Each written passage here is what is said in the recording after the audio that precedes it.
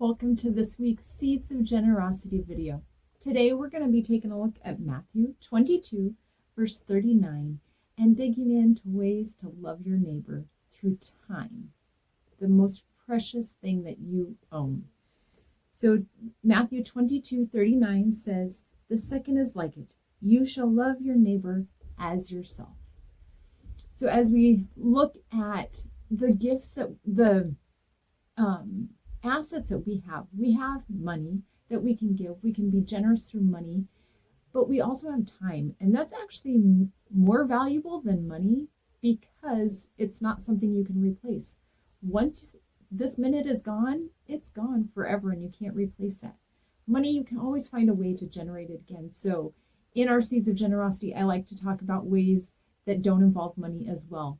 Giving money is very important, but there's so many other ways to be generous. So today we're going to take a look at ideas on how to be generous using your time, quality time, as a meaningful gift to others. There are lots of ways that you can give your time to serve and love on others and make that a wonderful, meaningful gift to others. Doing outings with people that you love, people that you want to celebrate, things like going bowling or shopping, going to the park, going to a conference together. I'm getting ready right now to go to a women's day out, a homeschool mom's day out with my daughter and a couple of sister-in-laws, and it's just a great way for us to spend that time together. So going to something that will be refreshing or something that you all enjoy, maybe a quilting day or something similar to that, a painting day. Doing some type of conference type thing can be a way to spend quality time with somebody as well. Having a regular scheduled get together, once a week, once a month, where you get together, you walk together, you go to the gym together, maybe go out for coffee, go and get your nails done, just different things like that where it's just a regular occurrence. We're going to get together and do this one thing every week or every month, or maybe it's even every day, who knows? But spending that time doing things together is just an incredibly valuable gift to those people and to yourself as well. Weekend getaways, just going and spending the night at a hotel, swimming at the pool, doing those types of things, having a weekend maybe with your husband to dream and plan some different parts of things that are happening in life. Going on a fishing trip, if that's some camping, different things like that for just a weekend getaway. It does not have to be huge and fancy. It can be simple, just spending that time together. Or a full vacation trip is also a fabulous way to gift. We've done for our kids before a trip to an amusement park, and the amusement park is far enough away. Just the amusement park for one day was the gift in a sense, but making a vacation out of it, you may go multiple days, or going to like the Creation Museum and Ark Encounter. We've done that as well. Making those trips together, the time that you spend on the road together can be valuable, and then the time making the memories there as well at those things. Going skiing, going to different festivals, just some kind of more vacation type thing. And this does not just have to be with your children, your family. You can extend that out and do it with good friends or pastor's family, somebody that you would really like to spoil and love on and spend that time with, just really out of your regular element, so you actually have time to really spend that time together and get to know each other that much more. And just there's something about lots of quality time at one time that really lets you bond that much more and really build those relationships. So it makes a wonderful gift.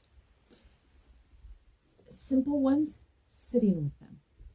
When they're going through hard times, they're sick, they're going through treatments, those types of things, appointments, recovery time after, maybe somebody's going through some cancer treatments and that recovery time afterwards, taking them to those appointments or just going and sitting with them as they wait for their turn at the appointment, as they are recovering. It doesn't even have to be a lot of time of talking to be meaningful.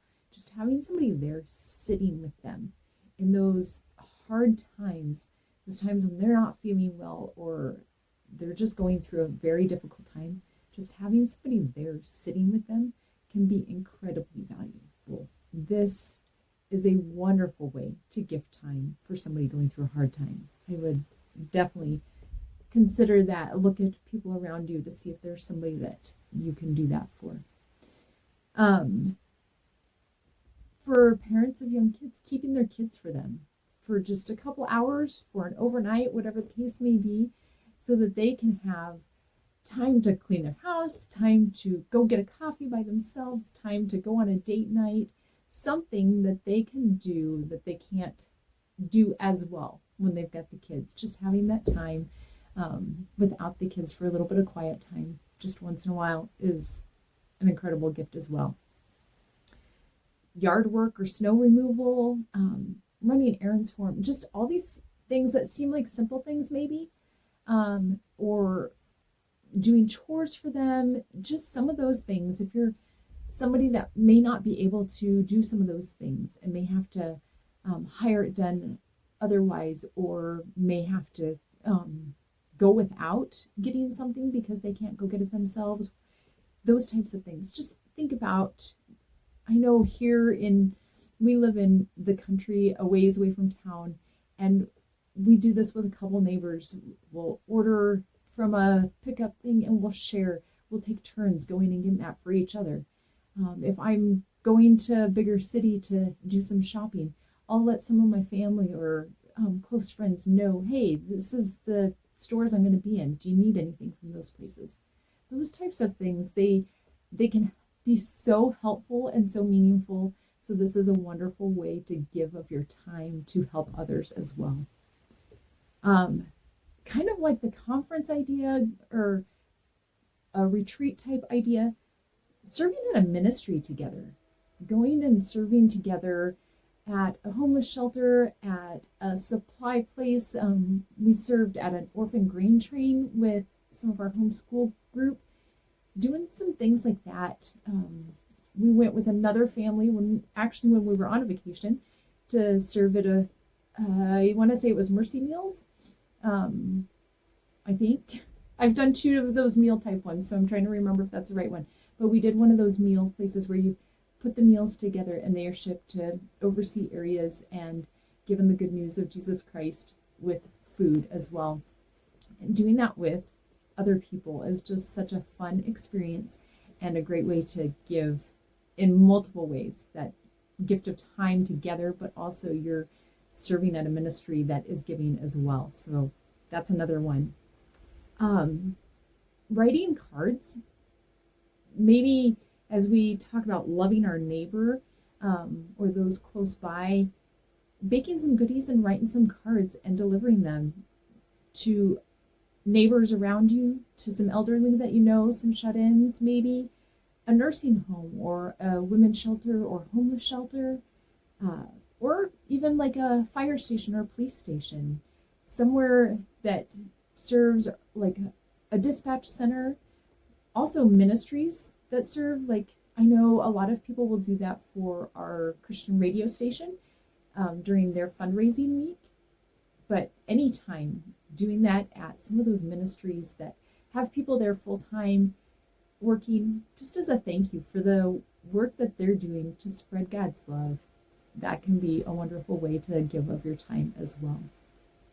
So I hope that this is helpful in ways that you can love your neighbor as yourself, using that quality time to serve others, but also to build relationships, giving it as a meaningful gift to build relationships. And it's just near and dear to my heart to build relationships and to love one another. That's the whole reason I started this ministry here, is to help other women to love God and love others well. And so this is just one way. Giving of quality time is a great way to love one another. If this has been helpful, I would love for you to like and subscribe. Share it with somebody else that's looking for ways to still be generous even when they don't have the money to give.